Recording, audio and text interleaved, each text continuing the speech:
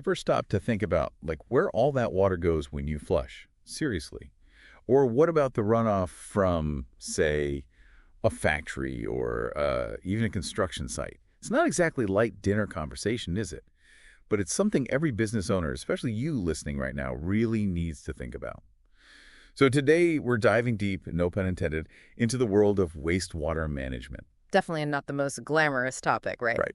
But we're focusing on your research today, specifically that insightful article you sent over from Metahub Industries, the one about the ins and outs of in-house treatment versus outsourcing, right? That's the one. It's a pretty complex area, and honestly, the article does a great job of, really laying out all those complexities. It's not as straightforward as just going with the, quote, cheapest option. Okay, so let's start with the idea of going all in, like really committing and building your own in-house wastewater treatment system. I mean, that sounds intense, right? But the Metahub article did highlight some pretty big upsides. Yeah, and for me, the most appealing thing has got to be the control it gives you. I mean, imagine complete oversight over how your wastewater is treated from the second it leaves your facility all the way to, meeting those environmental standards. That's a big deal, especially these days. Absolutely. And it's not just about ticking boxes, right? The article talked about the potential for actually reusing that treated water. Yeah. Within your own facility. How cool is that? Right. You're basically turning a cost center, like wastewater treatment, into a potential resource. That's a win-win for any business owner. Totally. It's like eco-friendly and good for the bottom line. Speaking of which, we've got to address the elephant in the room, right? Yeah. Building your own treatment plant is a serious investment. Yeah, the article definitely doesn't sugarcoat that. They basically said, get ready to open your wallet. It's a significant financial commitment, no doubt about it. You've got the facility itself, the equipment, the installation. It adds up fast. And it's not just the initial hit, right? What about ongoing maintenance, operational costs, finding qualified staff to keep everything running? It's a long game. You've got to be able to manage it effectively over time, not just afford the initial build. And if things go wrong, well, the article makes it clear. You're on the hook. We're talking potential fines, environmental damage, even damage to your reputation. That's a lot of pressure. No kidding. It's not like you just flip a switch and it runs itself.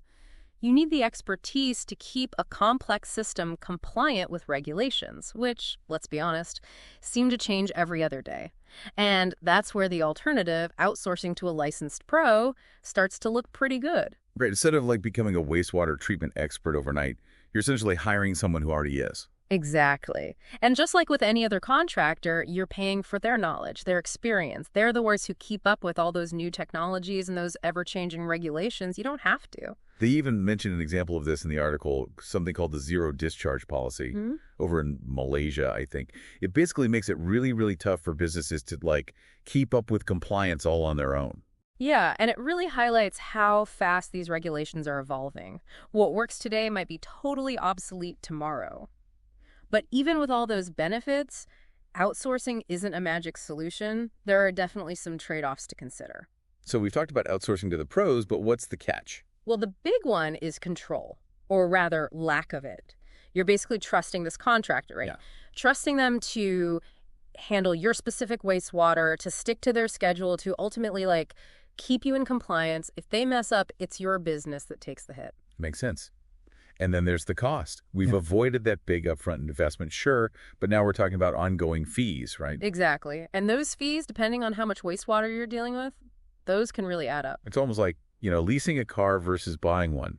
Sometimes those monthly payments, even though they seem smaller at first, you end up paying way more over time. Right. It's not just about that initial cost. You've got to think long term. What happens if, let's say, your business changes? What if those regulations get even tougher and your contractor needs to upgrade all their equipment? Guess who gets to pay for that? Not ideal. And what about the whole expertise thing? What if your business uses some really, specific chemicals or has unique wastewater output? How do you know the contractor can actually handle it? It's a great point, and it's exactly why that Metahub article brought up the hybrid approach. Right. The best of both worlds, right? Yeah. We handle some of the wastewater treatment in-house and outsource the rest. You got it. So maybe you take care of those, more basic processes in-house, like pretreatment or filtration. And then for the really complex stuff, the high-risk stuff, you bring in the pros. That makes a lot of sense, especially with regulations changing all the time. You can adjust what you outsource based on your needs at the time. I like it. But of course, there are always challenges. The Metahub article, they really stressed how important coordination is with this model. Oh, I bet. Yeah. It's like you've got your own internal stuff to deal with, plus the external contractor. It's got to be a team effort. Right. Clear communication, clear responsibilities. If it's not organized, it could be a disaster. Yeah, you don't want a wastewater management nightmare. So how do we know which approach is the right fit for our specific business? Well, the Metahub article actually gives some pretty good guidance on this. They basically lay out a few key factors to think about, like a checklist to help make that decision. Okay, I like it. A checklist. So what's first? The first thing, and this should sound familiar by now, is the volume and type of wastewater your business creates. It's like the foundation for deciding everything else. Right, because like a small factory, let's say, with pretty consistent output, their needs are going to be completely different from, I don't know, a huge food processing plant. Exactly. And even within those industries, there are so many variables, the chemicals they use, the production processes, even the local regulations, all of that plays a role. So you really have to like know your stuff before you can even think about treatment options. Exactly. You need the right ingredients before you start baking that cake, right? And speaking of ingredients, that brings us to another key factor, budget. Right, because we've talked about those upfront costs, the ongoing fees, but there are all those hidden costs too. Hidden costs, like what? Give me an example. Well, you need to factor in things like maintenance and repairs, staff training, even the cost of downtime if something breaks down. It's about more than just that initial price tag. It's about looking at the total cost. Right, got to look at the big picture. It's like they say, pay me now or pay me later. But later could get expensive. And speaking of expensive, we can't forget about everyone's favorite topic, regulations. Oh, yeah, those pesky regulations. Not always fun, but definitely important. For sure. The Metahub article made it crystal clear, especially with that zero discharge policy example. Rules can change overnight, and if you're not ready for it, well. It's like you've just built this amazing top-of-the-line treatment system, right? You put everything into it, and then, bam, new regulations come out, and your system is totally obsolete. Talk about a nightmare. Ouch.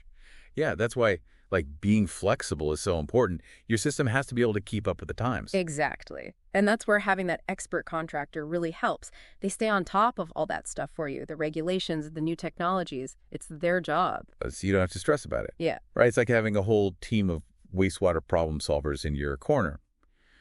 But even with a crack team, there's one last thing to think about. Your own team and what you're equipped to handle. Right. The article called it assessing your operational capacity. Basically, can you actually manage this system yourself? Do you have people who know what they're doing, who can do the day-to-day stuff, fix problems when they come up? Yeah. It's like you can have the fanciest coffee machine in the world, but if you don't know how to use it. Exactly. You're just going to end up with bad coffee. Or worse, break the thing. And in the wastewater world, a broken machine is a much bigger problem than a bad cup of coffee. Way bigger. We're talking about like environmental damage, fines. Your business could be in big trouble. So as you're listening to all of this, you're probably thinking, wow, there's a lot to think about. And you're right. But hey, you're already doing the right thing. Researching, gathering information, listening to this deep dive, that Metahub article, that's your playbook. Exactly. And as you're figuring all of this out, keep those key factors in mind, right? What kind of wastewater do you produce? What's your budget? What are the regulations? And what can you realistically handle in-house? It's about finding the right system for you, because there's no one right answer for everyone, right? Definitely not. But if you weigh your options carefully, you can make a smart choice that's good for your business and the environment. And who knows, maybe you'll even find this whole world of wastewater management surprisingly interesting. It's definitely more fascinating than most people think. Well, on that note, I think we've successfully navigated this wastewater deep dive. And remember, it's not just about checking a box. It's about making smart choices. Until next time.